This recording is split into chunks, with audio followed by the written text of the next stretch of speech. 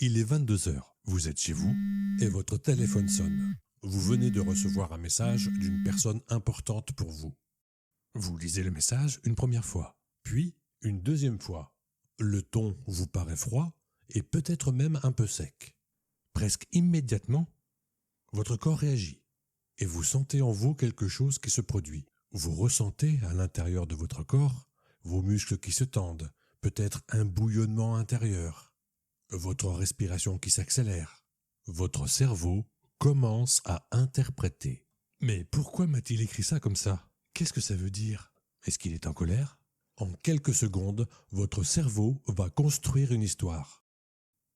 Vous sentez la colère monter, ou peut-être même l'inquiétude. Alors, vous répondez rapidement. Un peu trop rapidement. Et quelques minutes plus tard, en relisant la conversation, vous réalisez que vous avez peut-être surinterprété la situation.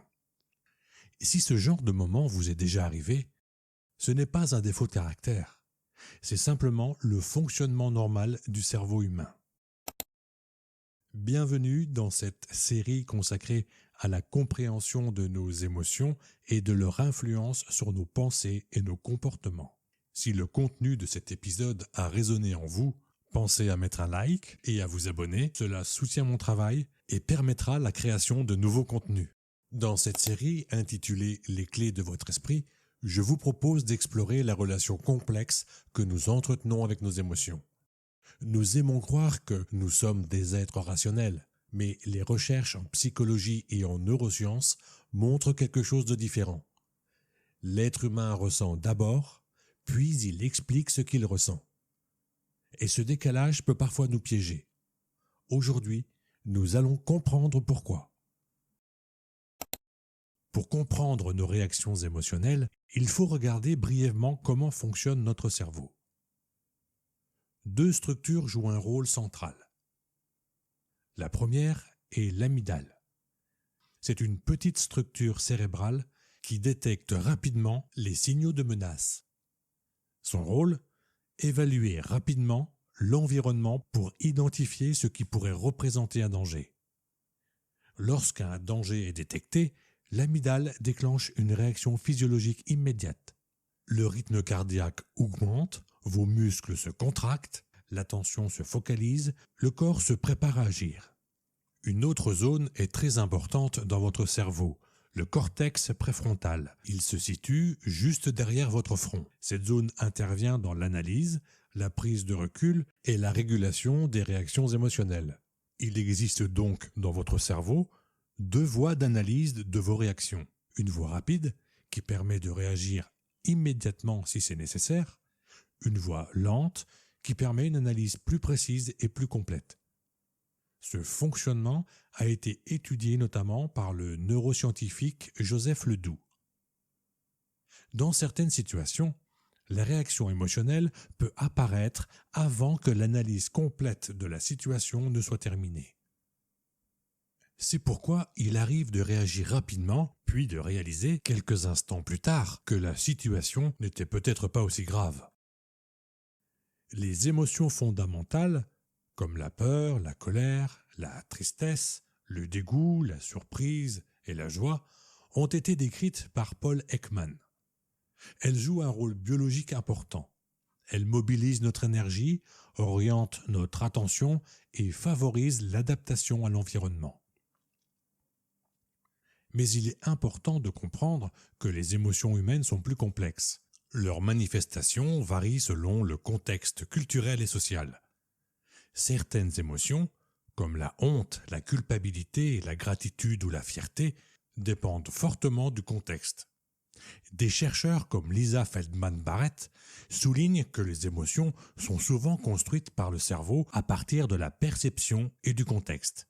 Autrement dit, les émotions sont universelles dans leur fonction, mais pas nécessairement dans leurs expressions exactes.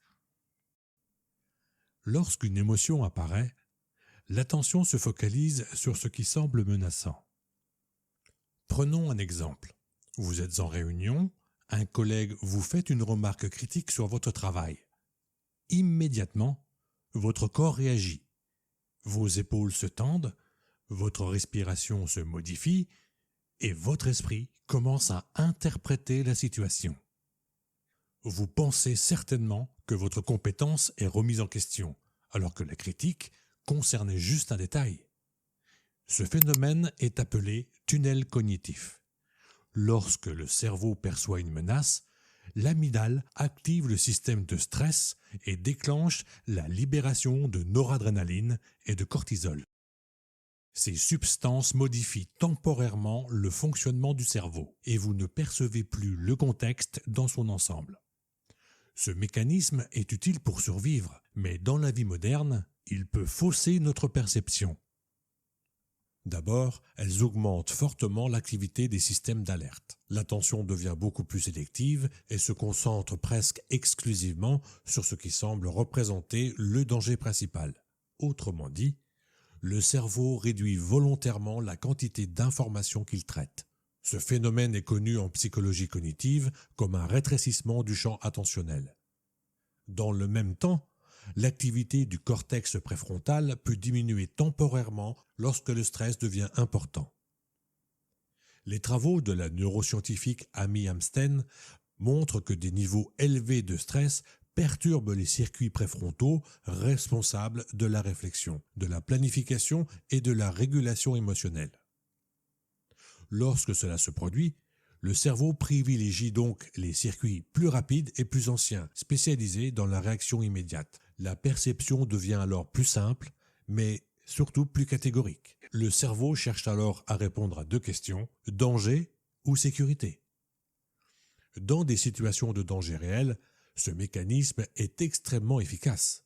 Mais dans les situations sociales modernes, une critique, un désaccord ou une conversation ambiguë, ce mécanisme peut devenir trompeur, parce que tout simplement, notre cerveau ne traite plus les informations dans son ensemble. Il privilégie surtout les éléments qui confirment l'émotion déjà activée. Et c'est ainsi que nous pouvons nous retrouver à réagir à une interprétation de la situation plutôt qu'à la situation elle-même.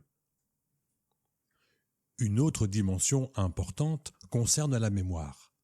Beaucoup de réactions émotionnelles sont liées à des expériences du passé. On entend parfois dire que le cerveau ne fait pas la différence entre le passé et le présent. En réalité, ce n'est pas tout à fait exact. Le cerveau est capable de distinguer un souvenir d'une situation actuelle. Mais dans certaines circonstances, la réaction émotionnelle peut apparaître avant que cette distinction ne soit faite. Cela s'explique par la manière dont fonctionne notre mémoire émotionnelle. Lorsque nous vivons une expérience marquante, notre cerveau enregistre non seulement l'événement, mais aussi la réaction corporelle qui l'accompagnait. La tension, la peur, la colère ou l'humiliation. Plus tard, si une situation ressemble même vaguement à cette expérience passée, le cerveau peut réactiver automatiquement la même réponse émotionnelle. Le corps se met alors en alerte, comme si la situation ancienne se reproduisait dans le présent. Ce mécanisme a été étudié notamment par le neuroscientifique Antonio Damasio qui parle de marqueurs somatiques. Autrement dit, il arrive que notre corps réagisse d'abord et que notre esprit comprenne seulement ensuite ce qui se passe réellement. Et pour imager cette notion de marqueur somatique, j'aimerais évoquer avec vous un souvenir d'enfance et que beaucoup d'entre nous ont vécu. Imaginez un enfant à l'école. Il doit répondre à une question devant toute la classe, mais il se trompe. La classe rit, le professeur fait une remarque sèche. À ce moment-là, son corps réagit, son cœur s'accélère, sa gorge se serre, la chaleur monte à son visage et cela le fait rougir de honte. Ces sensations ne disparaissent pas, elles resteront gravées comme des traces dans le corps. Des années plus tard, le même enfant devenu adulte doit prendre la parole lors d'une réunion. Rationnellement, il sait que la situation n'a rien à voir avec l'école et qu'il maîtrise son sujet. Mais le corps se souvient. Gorge serrée, mains moites, cœur qui bat vite, visage qui rougit. Le cerveau réactive la même réponse corporelle que celle enregistrée par le passé. C'est ce qu'on appelle le marqueur somatique. C'est donc une sorte de mémoire corporelle. Le corps se souvient avant que l'esprit n'ait eu le temps d'analyser la situation. Et c'est pour cela que parfois, nous ressentons une émotion forte sans comprendre immédiatement pourquoi. Maîtriser ses émotions ne signifie pas vivre sans émotions. Les émotions font partie de notre nature. Le problème n'est pas l'émotion elle-même, mais la manière dont nous l'utilisons. Observer une émotion au moment où elle apparaît crée une distance entre ce que nous ressentons et ce que nous choisissons de faire. C'est dans cet espace que vous pouvez créer de la conscience et ainsi vous libérer. Cette capacité d'observer ces réactions s'appelle la métacognition. La métacognition permet de ressentir une émotion sans lui obéir entièrement. C'est la capacité d'observer ses propres pensées et émotions comme si on les regardait de l'extérieur. Quand une émotion surgit, nous avons souvent l'impression de ne pas pouvoir faire autrement. Mais la métacognition permet de remarquer « voilà mon corps qui réagit, voilà mon esprit qui interprète, voilà ma mémoire qui me renvoie au passé ». En créant cet espace d'observation, nous activons le cortex préfrontal qui nous permet de réfléchir, de mesurer l'intensité de l'émotion et de choisir consciemment comment y répondre. C'est là que la métacognition devient une forme de conscience. Elle transforme l'expérience émotionnelle en outil efficace pour décider avec un meilleur rapport à la réalité. Le but n'est pas de supprimer l'émotion. Nous ne devenons pas froids ou insensibles. Nous devenons capables de l'intégrer intelligemment et de l'utiliser plutôt que d'en être esclaves. C'est cette capacité à observer, comprendre et intégrer nos émotions qui nous permet d'atteindre une certaine paix intérieure. Les recherches montrent que les réactions physiologiques, les réactions qu'on perçoit dans notre corps et qui sont induites par nos émotions, sont souvent brèves. Lorsqu'elles durent longtemps, c'est généralement parce que nos pensées et interprétations continuent d'alimenter l'émotion et vous commencez à souffrir. Comprendre le fonctionnement de nos émotions n'est pas un luxe, c'est une mission essentielle pour l'être humain. Une grande partie de notre souffrance provient du fait que nous ignorons comment nos émotions se déclenchent. Lorsque nous ne voyons pas ces mécanismes, nous réagissons automatiquement, nous interprétons mal les situations et nous répétons les comportements qui nous font souffrir. Chaque émotion ignorée devient une énergie qui nous échappe et influence notre corps, nos pensées et nos choix. Cette inconscience des émotions alimente la souffrance, car nous vivons souvent à la merci de réactions automatiques sans même nous en rendre compte. Apprendre à observer, à identifier et comprendre ces émotions permet à l'être humain de prendre conscience de cette dynamique, de la transformer et de réduire la souffrance. C'est un rôle fondamental. La conscience émotionnelle est la clé pour vivre de manière plus libre, plus équilibrée et plus lucide. Et comme promis en début d'épisode, je vais vous partager un outil précieux, un réflexe utile, très facile à mettre en place pour commencer à reprendre le contrôle dans n'importe quelle situation émotionnelle sans perdre de temps. Dès que vous ressentez une tension, une irritation ou une peur monter en vous, nommez-la mentalement. Par exemple, je sens la colère ou je ressens de l'anxiété. Ne vous identifiez plus à l'émotion. Ne dites plus « je suis en colère », mais « je ressens de la colère ». Ne dites plus « je suis jaloux » ou « jalouse », mais « je ressens de la jalousie ». Seulement ces quelques mots vous dissocient de l'émotion. Cette simple étape active votre conscience. Vous percevez l'émotion avant d'agir. Et c'est comme si le piège dans lequel vous tombiez régulièrement devenait visible. Observez vos sensations corporelles. Remarquez ce que fait votre corps, votre respiration, votre mâchoire, votre ventre. Encore une fois, sans juger, juste observez.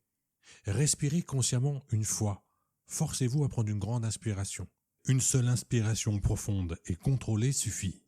Ce petit geste crée l'espace entre l'émotion et la réaction et permet au cortex préfrontal de reprendre le contrôle. Posez-vous alors mentalement la question clé. Demandez-vous rapidement « ai-je besoin de réagir maintenant ?» Cette question simple commence à entraîner le réflexe de métacognition, observer avant d'agir. Vous pouvez répéter cet exercice autant de fois que vous le souhaiterez dans la journée. Entraînez-vous sur de petites choses qui vous agacent légèrement dans la journée. Aussi, dans un premier temps, si vous n'allez pas au bout du processus, vous commencerez à développer ce que j'appelle du réflexe de conscience. L'objectif est de créer ce réflexe mental avant toute réaction automatique, vous vous souviendrez, d'observer d'abord et de choisir ensuite. Avec la pratique régulière, ce réflexe devient automatique. Ceci est la clé pour transformer vos réactions émotionnelles en décisions conscientes, pour enfin libérer votre vie des automatismes du passé. Si vous deviez retenir quelque chose de ce premier épisode, sachez que les émotions font partie de notre nature.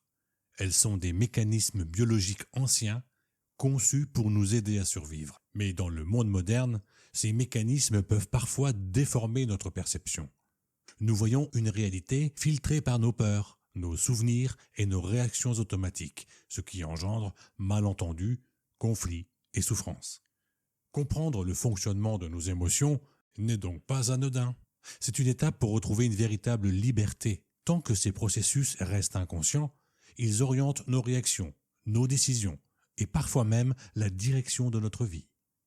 Mais lorsque nous apprenons à les observer, quelque chose change. Ce n'est pas un contrôle parfait ni l'absence d'émotion. C'est simplement un peu plus de conscience dans la mécanique de l'esprit. Et souvent, ce petit espace suffit pour reprendre progressivement la direction de votre propre vie. Dans le prochain épisode, nous verrons comment la boucle pensée-émotion peut amplifier la souffrance, ou au contraire, la transformer. Je vous souhaite le meilleur, à bientôt.